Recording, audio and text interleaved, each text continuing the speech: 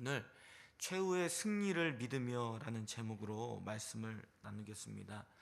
오늘 미가 선지자는 오늘 본문에서 이스라엘 백성들의 죄로 인한 그 절망적 현실 속에서 하나님이 약속하신 미래의 시선을 돌리게 합니다. 그날에는 하나님이 그 미래의 시선을 돌리게 한 그 날에는 하나님의 통치가 이루어지고 남은 자들, 하나님이 택한 그 남은 백성들이 돌아와서 하나님이 이루시는 평화의 시대를 보게 될 것이라고 이야기합니다.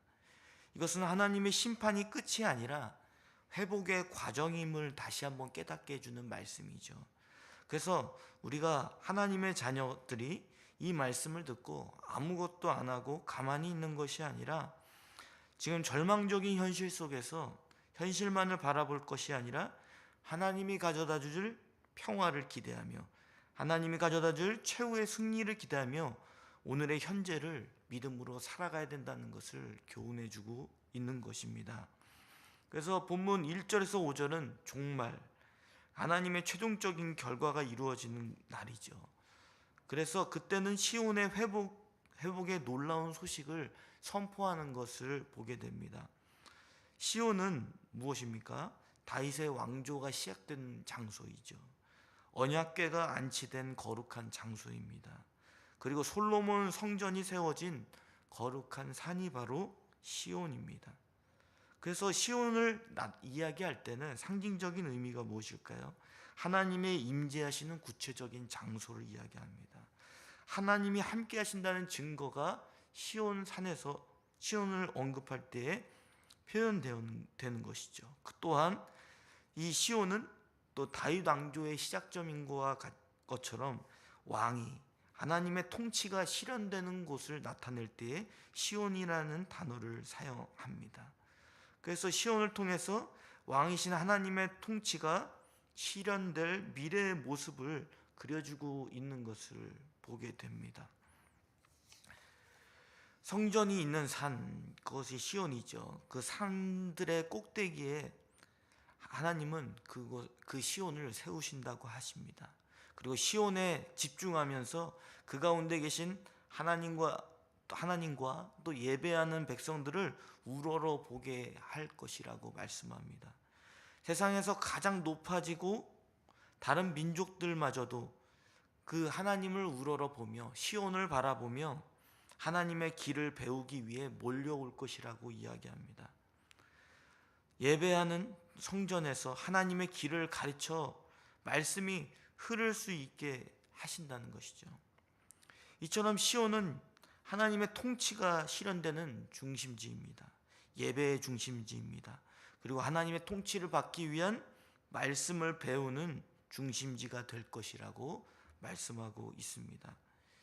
시온에서는 율법이 흘러나오고 또 하나님의 말씀이 시작되어서 예루살렘에까지 나온다고 이야기합니다. 시온이 하나님의 통치가 시작된 곳이라고 한다면 예루살렘은 어떤 곳을 상징할까요?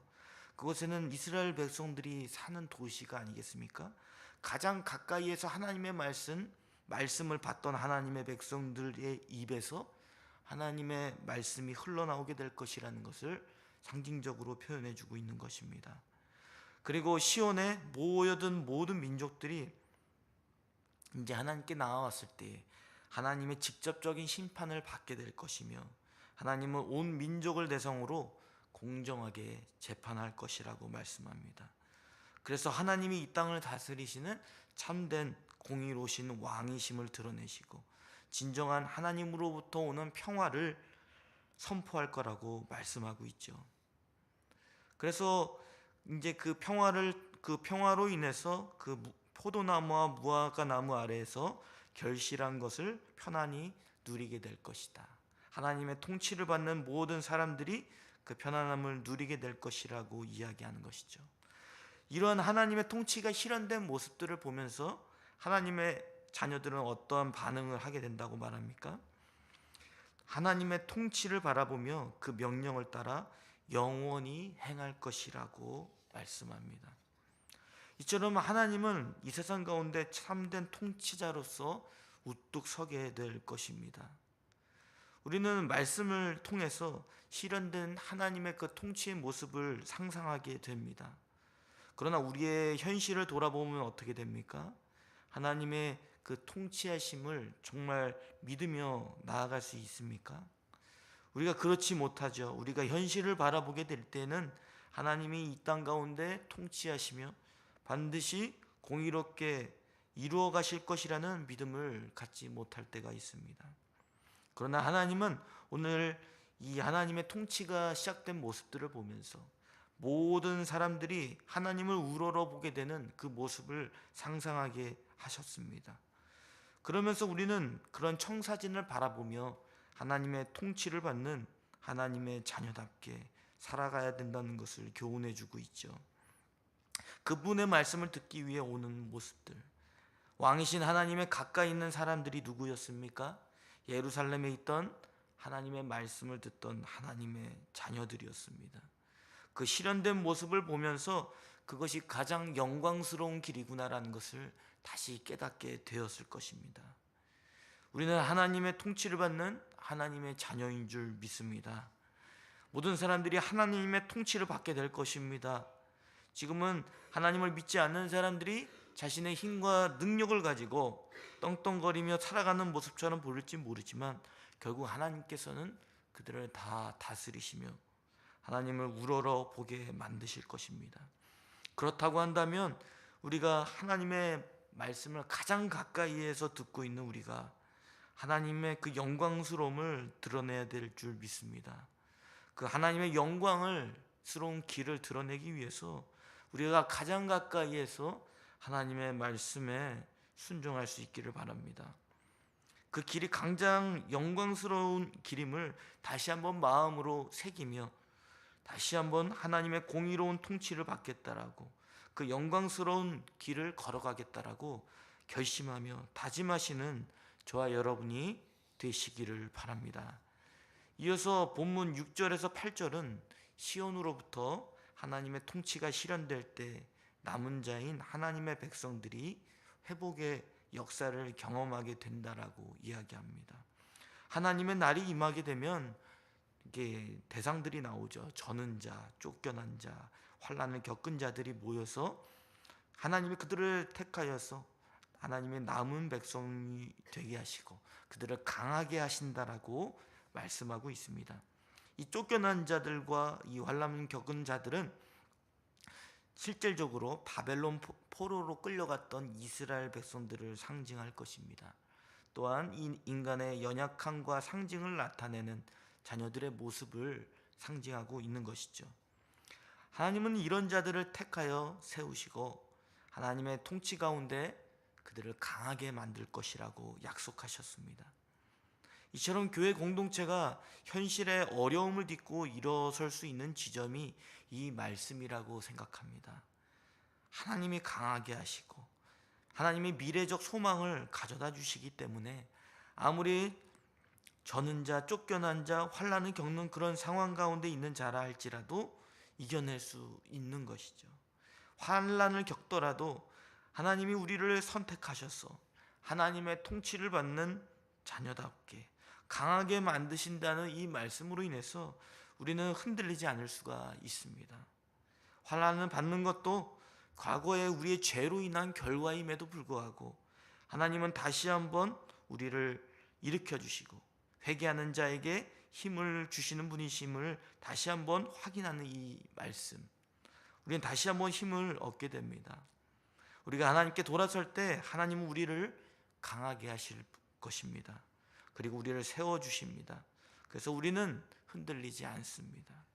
오늘 이 하나님의 말씀을 통해서 위로를 얻기를 바랍니다. 저는 자, 쫓겨난 자, 환난을 겪는 자, 그것이 궁극적으로 우리의 죄로 인해서 우리가 죄를 받게 되는 그런 아픔의 현실 속에 있지만 그 가운데 하나님은 내버려 두시지 않으십니다. 그리고 하나님은 우리를 강하게 만들어 주실 것입니다. 저와 여러분이 그 약속의 말씀을 붙들며 오늘 하루도 힘차게 하나님이 우리를 만들어 가실 그런 강한 모습들을 기대하며 살아갈 수 있는 저와 여러분이 되시기를 바랍니다. 그래서 이어서 본문 9절에서 13절은 하나님이 이스라엘 백성들에게 하나님이 이루실 영원한 통치의 모습을 바라보면서 현재의 고통을 이겨내라고 말씀합니다. 그리고 그 이후에는 하나님이 가져다 주시는 승리와 회복이 있을 거라고 약속하고 있는 것이죠. 그래서 구체적으로 이스라엘 백성들은 왕이 없어졌고 모사가 없었습니다. 그래서 이방 나라의 전쟁에서 통치자가 없음으로 인해서 포로로 끌려가는 상황이 되었습니다. 이 역사적인 상황은 이제 이스라엘 백성이 남유다죠. 특별히 바벨론의 포로로 끌려가게 되는, 그래서 그 나라를 잃게 되는 그 상황들을 이야기해 주고 있는 것입니다. 이 고통의 상황 가운데서 이스라엘 백성들이 바벨론 속국이 되고 포로가 된 상황 속에서 하나님은 그 고통 가운데 견뎌내라고 말씀합니다. 너가 죄로 인해서 받는 그 심판의 자리에서 아픔의 자리를 너가 이겨내라고 이야기합니다. 그러나 그것이 고통으로밖에, 절망적인 상황으로밖에 해석될 수밖에 없었던 이유는 무엇입니까? 그 가운데 이스라엘 백성들은 이야기하죠. 우리에겐 더 이상 눈에 보이는 왕이 없다. 우리를 도울 실질적인 힘 있는 사람이 없다라는 그 사실 때문에 아무런 근거 없는 현실 속에서 고통이 절망 가운데 있을 수밖에 없었죠. 그러나 하나님께서 말씀하십니다. 너희가 죄로 인해서 받는 그 고통의 자리를 이겨내라고 말씀합니다. 왜 그렇습니까? 너희가 의지할 곳 없는 그곳에서 내가 너를 통치할 것이고 내가 너를 도울 것이라는 약속의 말씀이 있기 때문입니다. 그래서 하나님은 반드시 말씀하십니다. 이 현실 가운데 승리를 가져다 주실 것이라고 말씀합니다. 하나님은 오늘 미가 선지자를 통해 말씀하시는 이유가 여기에 있습니다. 하나님이 미래에 이루어질 일들, 그 소망을 기대하라고 하신 것은 오늘 현재를 살아가는 하나님의 통치를 받는 백성들이 고통 가운데 하나님의 말씀으로 승리하라고 우리에게 가져다 주시는 말씀입니다. 우리는 하나님이 우리를 구원하실 것이라는 약속의 말씀이 주어져 있습니다. 완전한 하나님의 통치를 바라보며 우리는 하나님의 자녀답게 살 수가 있습니다. 그렇게 하기 위해서는 우리는 현실을 바라보지 말아야 합니다. 하나님이 행하시는 능력을 굳게 믿어야 될 줄 믿습니다. 하나님이 이 세상 가운데 이루어 가시는 하나님의 목적을 더 바라보시기를 바랍니다. 그렇게 된다면 우리 가운데 하나님이 이루시는 그 꿈을 이룰 수 있게 될 것입니다. 하나님은 우리에게 하나님의 통치를 꿈꾸게 하셨습니다. 이것은 막연한 것이 아니고 허황된 그런 꿈이 아니죠. 하나님의 약속하신 완전하신 꿈입니다. 우리가 그것을 바라본다고 한다면 저와 여러분이 이 현실 가운데 때로는 우리의 죄로 인해서, 상대방의 그 죄로 인해서 아픔의 역사를 겪고 있는 현실 속에서 다시 한번 일어설 수 있을 줄 믿습니다. 하나님의 통치를 받는 온전한 하나님의 자녀로 서기 위해서 오늘도 일어나시기를 바랍니다. 그 과정에 있는 우리가 더욱 하나님이 나타내시는 구원의 능력에 집중하시기를 바랍니다. 하나님의 말씀, 그 명령에 순종하며 믿음으로 걸어가실 수 있는 저와 여러분이 되시기를 바랍니다. 말씀을 맺겠습니다. 하나님은 죄로 인해 심판받는 이스라엘 백성의 그 절망적인 현실을 넘어서서 희망적 미래를 가져다 주신다고 약속하셨습니다. 그것은 왕이신 하나님이 온전히 이 세상을 통치하시는 것을 통해 깨닫게 해주실 미래입니다. 왕이신 하나님이 정의로 이 세상을 심판하시고 또 통치를 하실 것입니다. 그리고 이 진리의 말씀을 아는 교회는 이 세상에서 왕이신 하나님이 가르쳐 주시는 그 구원의 길을 배우는 과정에 있을 것입니다. 그래서 우리는 집중해야 합니다. 그 구원의 길을 배우는 일에 집중해야 하며 그것이 가장 이 세상 가운데 영광스러운 것임을 믿어야 될 것입니다. 그것이 이 세상 가운데 하나님의 통치를 받는데 가장 위대한 일인 것을 기억해야 할 것입니다. 그러나 우리의 현실이 그것을 막는 장애물이 될 수 있습니다. 세상을 이길 수 있도록 돕는 사람이 없어서 그렇다라고 말하며 절망 가운데 있을 수도 있습니다. 그러나 우리의 진정한 모사이시며 통치자이신 하나님의 능력을 붙드시기를 바랍니다. 하나님이 약속하신 구원의 길에 더 집중하시고 그 안에서 우리가 그분의 능력을 믿고 말씀으로 끝까지 승리하는 삶을 살아내시는 저와 여러분이 되시기를 바랍니다.